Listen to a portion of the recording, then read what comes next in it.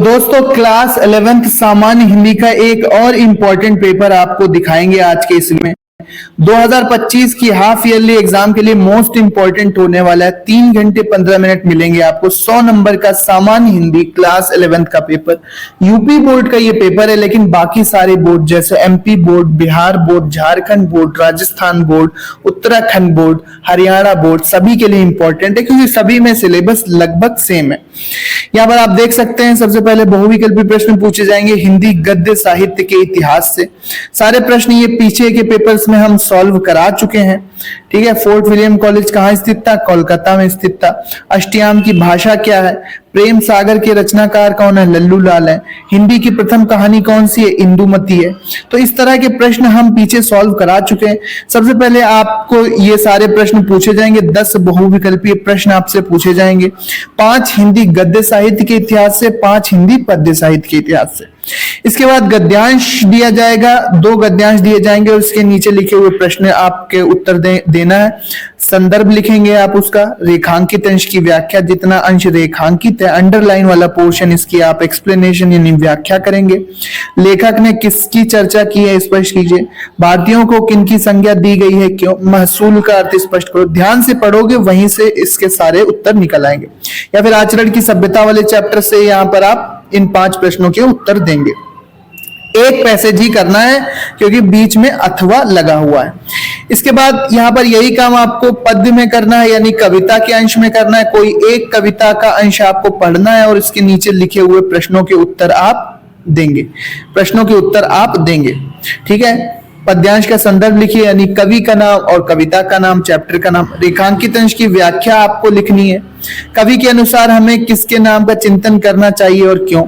जित देखो तित तू पंक्ति का आशय क्या है। हरि नव में कौन सा अलंकार है। तो यहां से सारे प्रश्न आपको बनते हुए नजर आएंगे और आपको सारे उत्तर मिल जाएंगे। एक ही करना है पैसेज, दोनों नहीं करने। ठीक है। इसके बाद देखिए एक ही पैसेज के सेम क्वेश्चन इसी तरह से। फिर आप जीवन परिचय में भारतेंदु हरिश्चंद्र और आचार्य महावीर प्रसाद द्विवेदी और सरदार पूर्ण सिंह में से किसी एक का जीवन परिचय लिखेंगे। साहित्यिक परिचय जीवन परिचय में कुछ खास अंतर नहीं होता।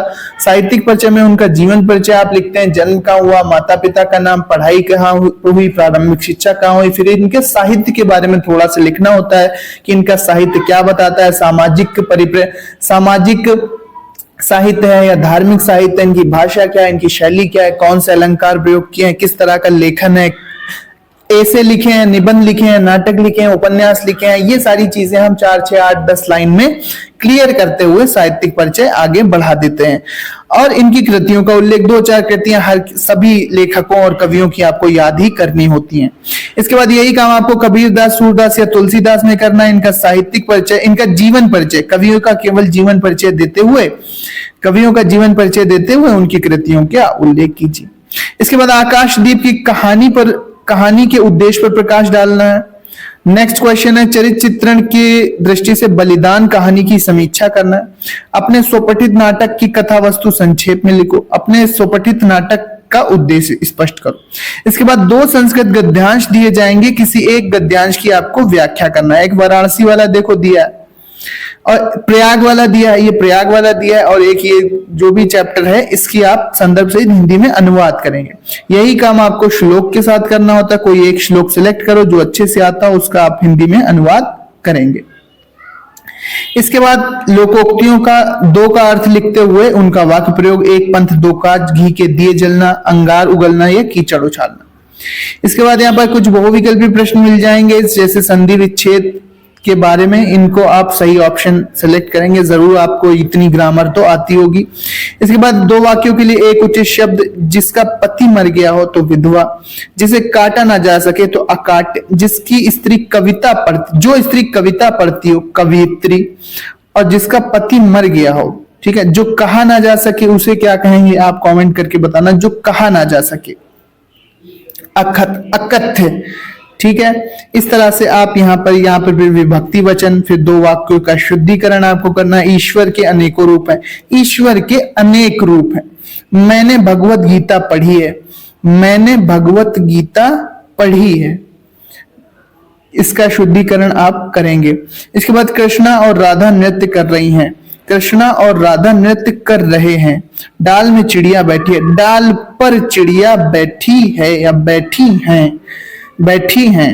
श्रृंगार अथवा हास्य रस की परिभाषा उदाहरण, अनुप्रास अथवा श्लेष अलंकार का परिभाषा उदाहरण, मात्रिका अथवा सोरठा छंद का परिभाषा उदाहरण। 2 नंबर रस छंद अलंकार। नेपाल में भूकंप पीड़ितों की सहायता के लिए अपने गांव में इकट्ठा किए गए धन को पहुंचाने के लिए जिलाधिकारी को एक पत्र लिखिए। नहीं कर सकते ये वाला तो छात्रवृत्ति की प्राप्ति हेतु अपने विद्यालय के प्रधानाचार्य को एक आवेदन पत्र लिखिए। छात्रवृत्ति यानी कि क्या बोलते हैं, स्कॉलरशिप के लिए। इसके बाद एक निबंध आप लिखेंगे, देव देश आलसी पुकारा, वन रहेंगे हम रहेंगे, विज्ञान वरदान या अभिशाप, साहित्य समाज का दर्पण, खेलों का जीवन में महत्व। तो ये इंपॉर्टेंट पेपर है। पैटर्न आप समझ जाइए कि बोर्ड का भी पैटर्न इसी तरह से आपका बनेगा नेक्स्ट ईयर जब आप 12th में जाओगे। बाकी इसका पीडीएफ हम आपको टेलीग्राम पर दे देंगे, इसका सॉल्यूशन भी हम बनवाएंगे। साथ ही साथ मिलते हैं अपने नेक्स्ट वीडियो में। चैनल को सब्सक्राइब जरूर कर लेना और एक प्यारा सा कमेंट जरूर लिख के जाना। आप ये वीडियो कौन से शहर कौन से गांव से देख रहे थे, कमेंट में बताना मत भूलना। सो मिलते हैं अपने नेक्स्ट वीडियो में। पढ़ते रहो, आगे बढ़ते रहो। जय हिंद।